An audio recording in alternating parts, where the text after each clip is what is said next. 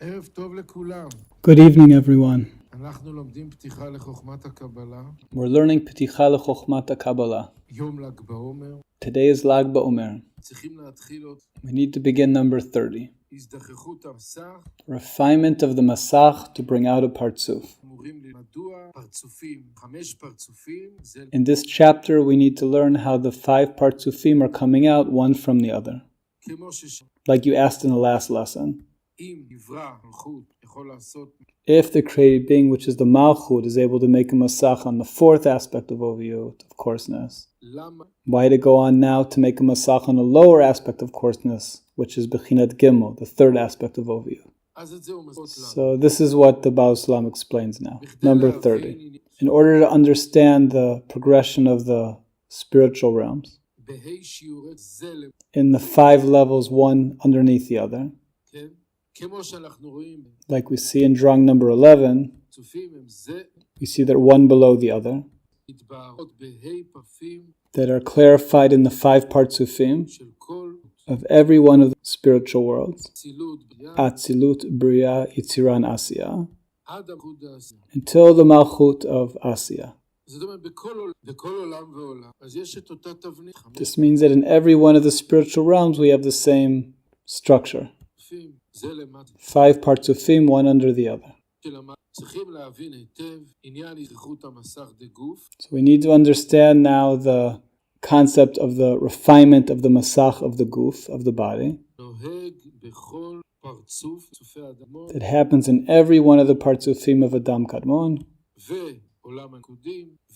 and the world of Nikudim and the world of Tikkun. What is the world or the realm of Nikudim suddenly? So now we never learned about a realm like this. The realm of Nikudim is the realm in which we'll have the breaking of the vessels. And what's the world of Tikkun? The world of fixing. This is the realm that fixes the breaking of the vessels. Atzilut, Bria, Yitziran, Asiya. These fix the breaking that happens in the realm of Nikudim. And we learn about all this as we go on. We'll learn about what it is, the refinement of the Masach. Number 31. And the concept is that there is no Partsuf or no spiritual level that doesn't have 2 lights called Or Makif and Or Pnimi, surrounding light and inner light. Every level. Inner light, Or Pnimi, is the light that's received. Or Makif, surrounding light, is a light that it's not able to receive. So this we learned about and saw in drawing number 4.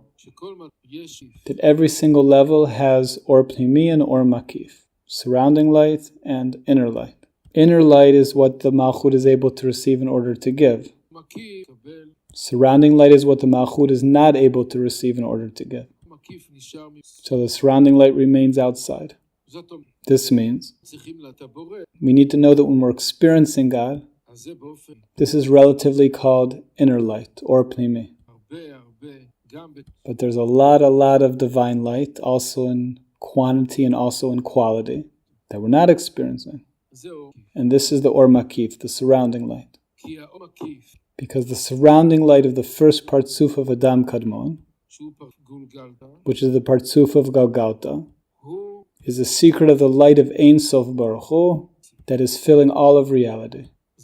This means the light of a previous level is always the surrounding light of the present level. Because in the present level, not able to experience the light of the previous level.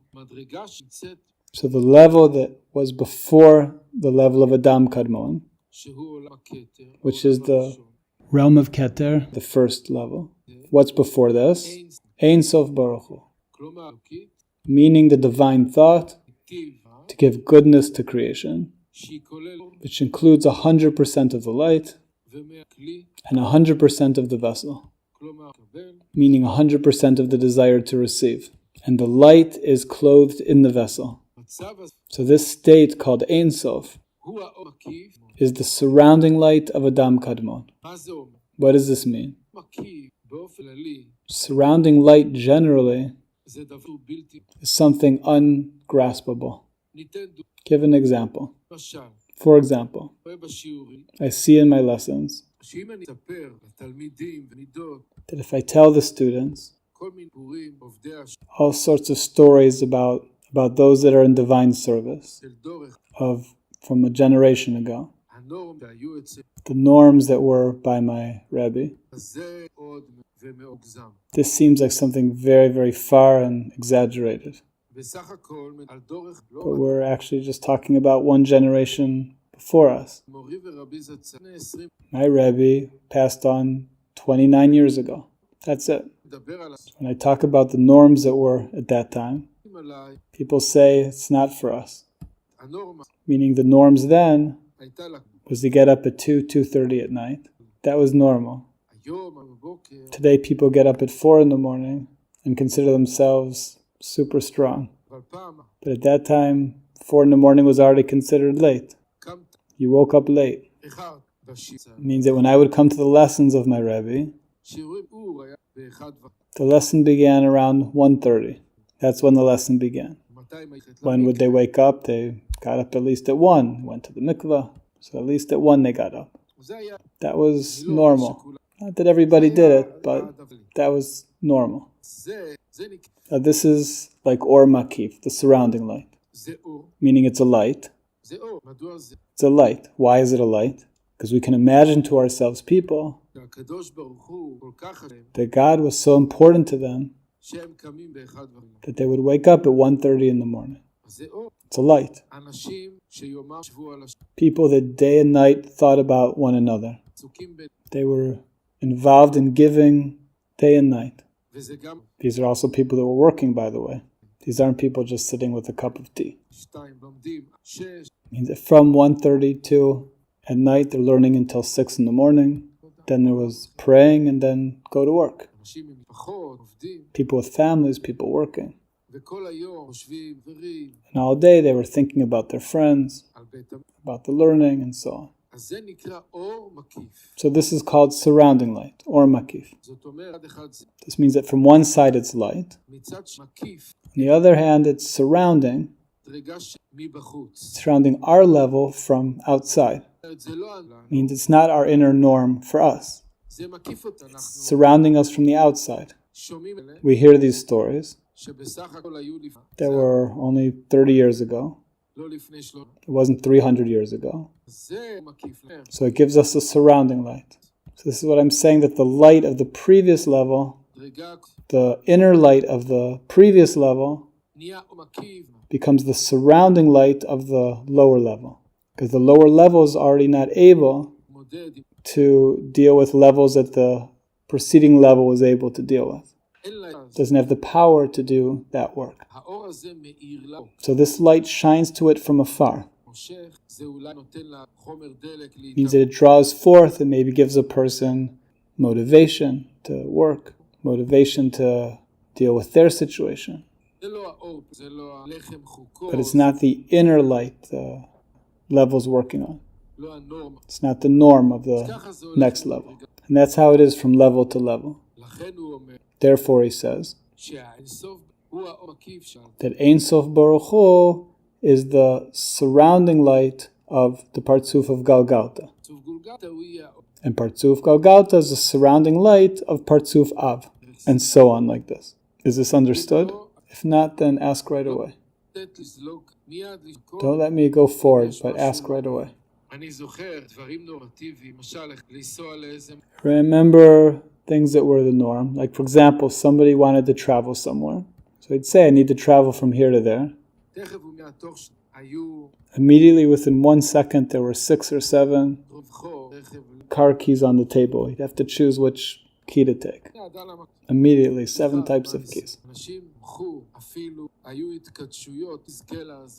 People trusted, and each person wanted to merit to help the other.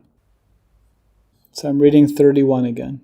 And the idea is that there is no partzuf or no spiritual level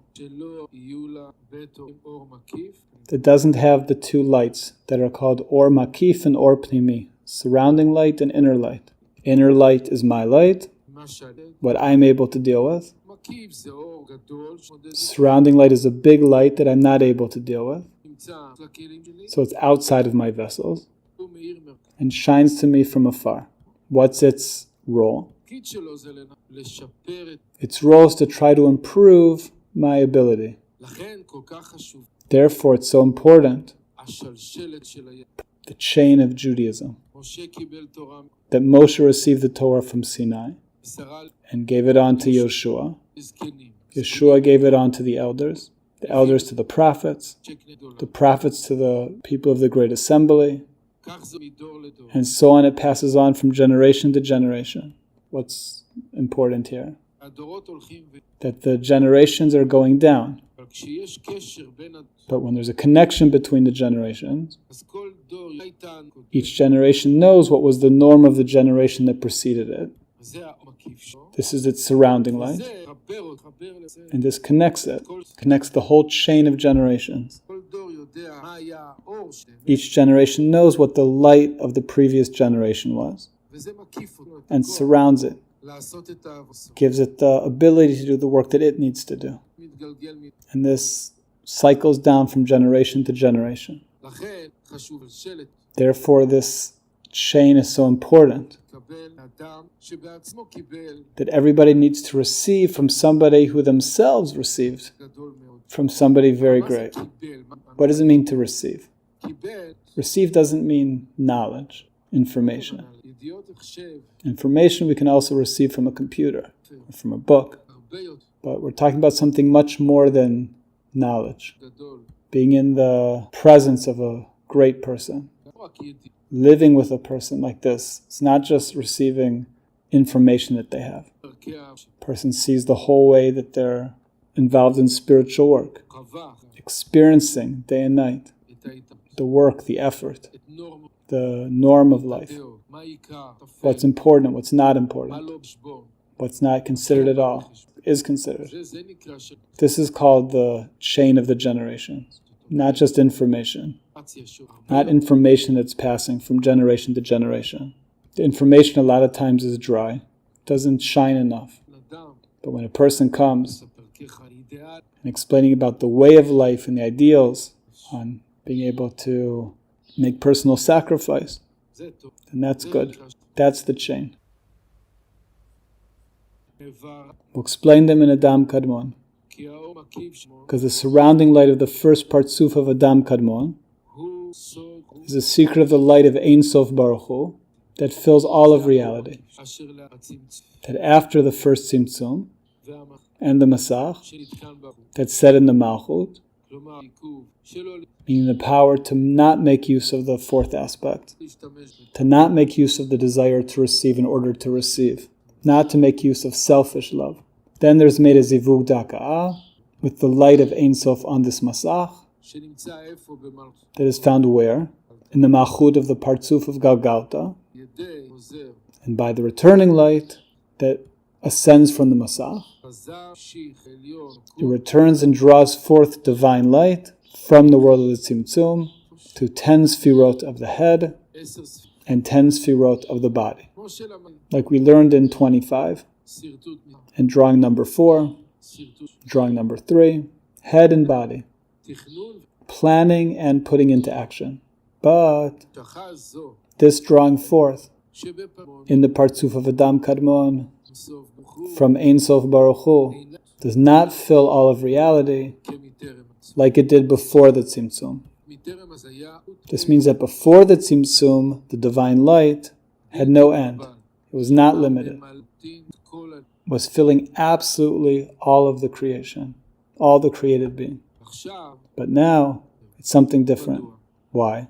Before the Tzimtzum, we didn't yet have this principle that is forbidden to receive in order to receive. There is no laws and no limitation. Now after the Tzimtzum and the Masach, we already have a principle that is forbidden to receive in order to receive. Is forbidden to receive for one's own self-benefit. So therefore, since the Malchut of Galgalta receives by the returning light, but it receives a little bit, not a lot. Like we see in drawing number 4, 10%. That's it. this drawing forth of the light in Adam Kadmon, the Partzuf Adam Kadmon, we mean here Galgalta, from Ein Sof. It's not filling all of reality like it did before the Tzimtzum, but it's considered with a head and an end. Close a moment the book and see on the cover the symbol. What do we see in the symbol? There's a thin line from above to below. In the center of the circle there is a point. What does it mean? The circle represents Ein Sof Baruch Hu. Before the Tzimtzum, the divine light filled all the circle. Circle means completion. A circle, any way you turn it, remains the same. Comes to show a completeness. So before the Tzimtzum, the light filled all of the circle. Now after the Tzimtzum, we have a thin line from above to below to the dark point, which is the Malchut. So now there's already limitation, receiving only 10%, not more. So this is called head and end. The head is making the planning what it can receive and what it can't receive. And the end makes an end on what it's not able to receive legitimately. So we have an end here also from above to below, and also from within to without. So we have something new. So look on the drawing that was sent today. Drawing number 13. In drawing number 13, we see 10 sfirot of we see 10 sfirot of length and 10 sfirot horizontally. The 10 sfirot up and down are the 10 sfirot that we know, familiar with, that we learned about until now. Keter, Chochma, Bina, Zeram, Pina, Malchut. And that's it. This is where the level ends. Now we also have a principle that all the vessels include one another. The sfirot are included in one another.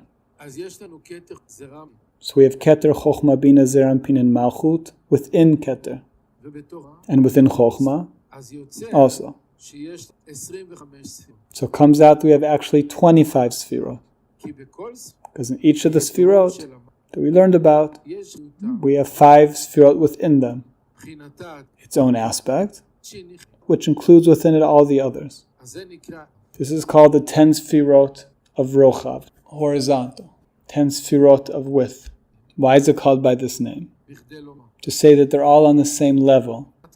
All the sfirot in Keter are on the level of Keter.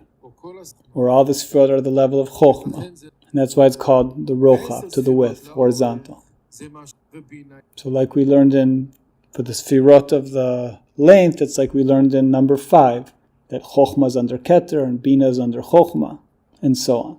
But in the 10 individual sfirot, particular sfirot, that are within each sfira, as they're included in each other, so they are on Rochav, horizontal. Now these 10 horizontal sfirot, they're called sometimes by other names. Not by the names Keter, Chochma, Bina, but by other names, called the inner aspect, the bone, the sinews, the flesh, and the skin. The mocha, the inner aspect, is Keter. The bone is Chochma. You can write this in the drawing. The moach, the inner aspect, is Keter. The bone is Chochma. The sinews are Bina. The flesh is Zeranpin. And the skin is Malchut. Why are they called by these names? Simple. Because in the physical picture, in any place that we go through in the body of a person, it has all these layers. The skin is on the outside. Afterwards, within it, we have the flesh. Then inside the sinews. Inside the bones. And then the inner aspect of the bones. So any place we go in the body of a person, doesn't matter if it's in the back or the foot, we have these 5 levels. And they're found horizontally. Not one above the other, but from without to within. So therefore, to describe when we're talking about the 10 sfirot of Rochav, horizontal, so we call them by these names. to hint to us that within our body we have these sfirot that draw forth from spiritual roots. So the idea that the Baal Sulam is wanting to say, he wants to explain to us now why the partsuf of Galgalta of Adam Kadmon is only a thin line in relation to what was received in Ein Sof. Like you see in the logo on the cover of the book. Why only a thin line? He says because always there's two types of 10 sfirot, from above to below and from within to without, from length and horizontal. So the malchut of the 10 sfirot of length doesn't receive, it has a masach, because it's receiving in order to receive, which is forbidden. And also the malchut of the 10 horizontal sfirot, also she doesn't receive. You see it's written sof v'siyum, the end. So this malchut doesn't receive, and this malchut doesn't receive. Therefore it's called a thin line. The line goes from above to below. So it's hinting to the end that there are on the 10 sfirot of length. And dak, thin, why isn't it fat? Because of its end on the 10 horizontal sfirot. That's the idea wants to show us in 31. Wants to explain to us how all the spiritual realms are considered a thin line in relation to Ein Sof. That's before the Tzimtzum. So it's very similar to the example that I gave before. Meaning, by us in the Beit Midrash, we have amazing people. Amazing people. And sure that also you listening to the lesson are around amazing people. People of self-sacrifice. People with good desires. People doing spiritual work. What I want to say is that all of this big self-sacrifice, all this positivity that we have among the people in the Beit Midrash is considered, after all, a thin line in relation to the generation before. That's the point. Why do we need to know this? What does it give us? What does this chain of generations give to us? That each generation knows it's a thin line in relation to the generation before it. First of all, it gives us a proper proportion. That a person won't think themselves bigger than they are. Also the opposite. When we see the great effort that's done by the generations before, make a little effort to be less pampered for ourselves. It gives us some motivation. That's the point. It can increase our prayers. Therefore, each generation needs to be connected to the generation before to receive its consciousness, understandings, and also to know the difference. And know that generations before there were different norms. Other questions?